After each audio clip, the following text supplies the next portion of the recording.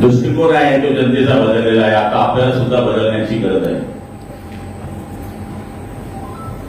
माझी सुद्धा एक शाळा आहे, एक शाळा पाळजीला, एक शाळा वडलीला आहे.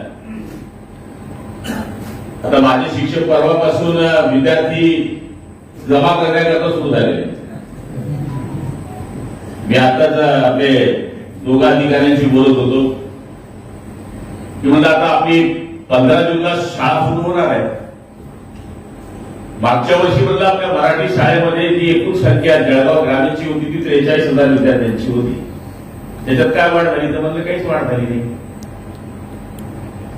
आम्ही जसे पक्षाचे लोक फोडतो तसे तुम्ही पोरं फोडले पाहिजे.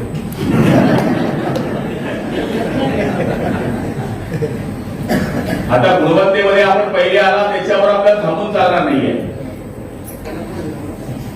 आपल्याला आपली शाळा जर सुंदर बनवायची असेल तर तिथलं सुंदर वातावरण करण्याकरता शासन आपल्या परीने मदत करते. पण हे करत असताना माझ्या शिक्षक वृंदाला माझी विनंती आहे. मी नेहमी प्रत्येक भाषणात शिक्षकाच्या बाबतीमध्ये आदरयुक्त बोलत असतो आणि आजपर्यंत कोणत्याही शिक्षकाला माझ्या आयुष्यामध्ये मी त्रास दिला. मी 92 साली पंचायत समिती मेंबर होतो, 97ला झेडपी सभापती होतो आणि आता 5 वेळेस पासून आमदार आहे, 4 वेळेस पासून मंत्री आहे.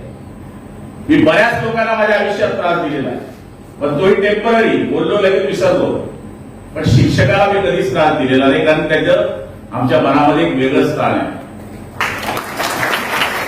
त्यामुळे आता तुम्हाला शाळा वाचवायची आहे.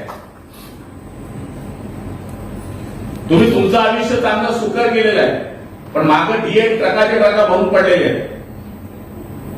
जर आपण नुसती पटसंख्या टिकवू शकलो असतो या महाराष्ट्रात तर 50,000 डीएड मुलं आज नोकरीला लागले असते.